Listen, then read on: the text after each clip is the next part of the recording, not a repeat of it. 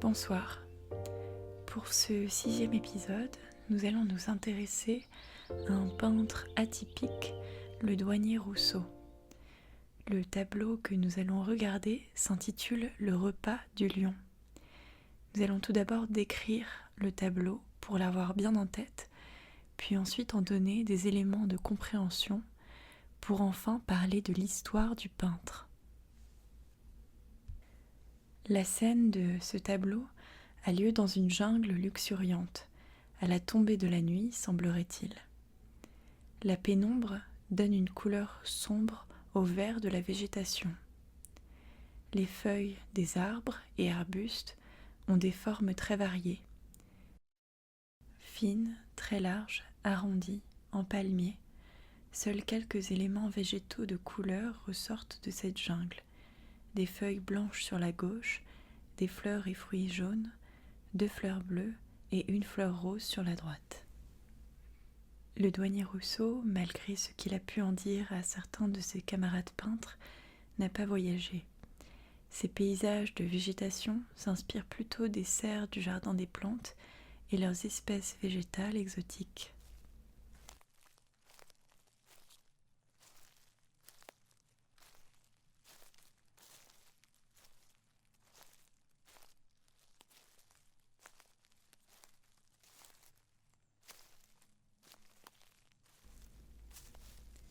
Au fond du tableau, on peut voir la lune, blanche et coupée par la ligne de l'horizon, ce qui crée un halo clair autour d'elle. Dans l'axe de la lune, au milieu de la végétation, on peut voir le sujet du tableau, un lion en train de débuter son repas. Le lion tient en effet dans sa gueule la tête d'un animal qui ressemble à un serval, c'est-à-dire un félin de la sous-famille des félinés et originaire d'Afrique. Chassé par l'homme pour sa fourrure, le serval a disparu dans certaines parties du continent africain, mais se trouve encore en Afrique de l'Est et de l'Ouest. Du sang est visible au niveau des pattes et de la tête de l'animal, ainsi que sur les pattes du lion. La position du lion peut paraître étrange. Il se tient debout, comme un humain, la tête tournée vers le spectateur, qui se sent observé par le prédateur. Les formes enferment parfaitement la couleur, qui est cloisonnée et apposée en aplat. Contrairement aux impressionnistes, qui donnaient de l'importance à la vivacité de la couleur, le douanier Rousseau dessine des formes précises et les remplit de couleurs de manière uniforme. La pénombre de la forêt, le regard du lion en notre direction, la pleine lune et les taches de sang pourraient donner une impression angoissante au tableau. Mais le traitement des formes et de la couleur rend bien plus doux le décor et la nature foisonnante.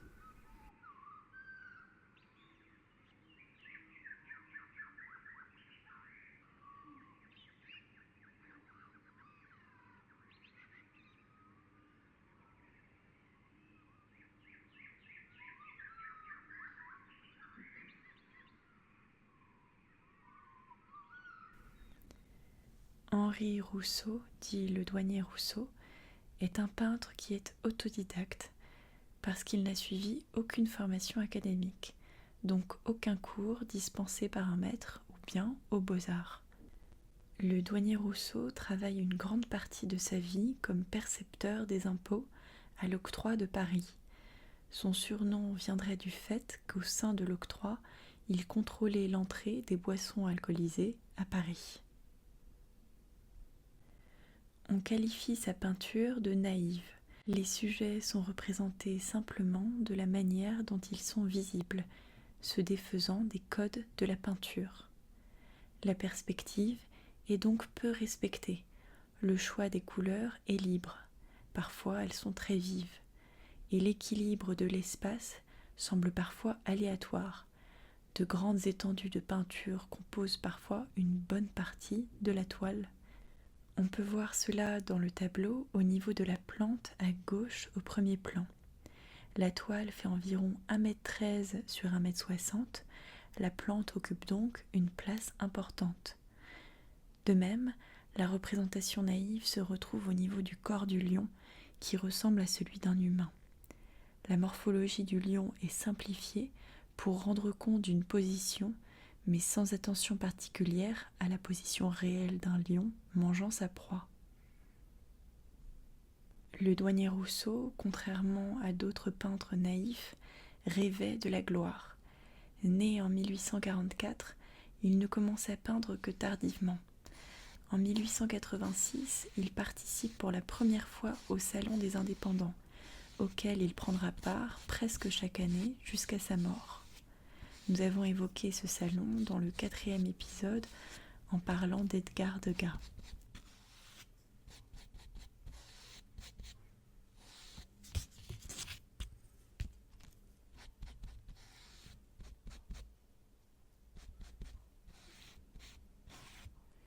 En 1893, le douanier Rousseau décide de prendre sa retraite de l'octroi de Paris à 49 ans seulement pour se consacrer uniquement à la peinture. Malgré une situation financière parfois difficile, il poursuit cette vocation jusqu'à sa mort en 1910.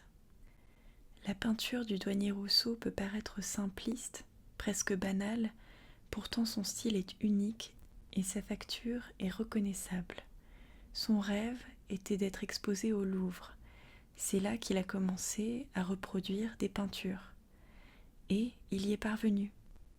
Ses œuvres sont aussi présentées aujourd'hui dans d'autres musées prestigieux. La National Gallery de Londres, le MoMA, Guggenheim, Metropolitan Museum à New York, etc. Sa soi-disant naïveté, son imagination et sa détermination lui ont donné la possibilité de rester dans l'histoire comme peintre. Son travail a payé, ce qui est loin d'être une pensée naïve.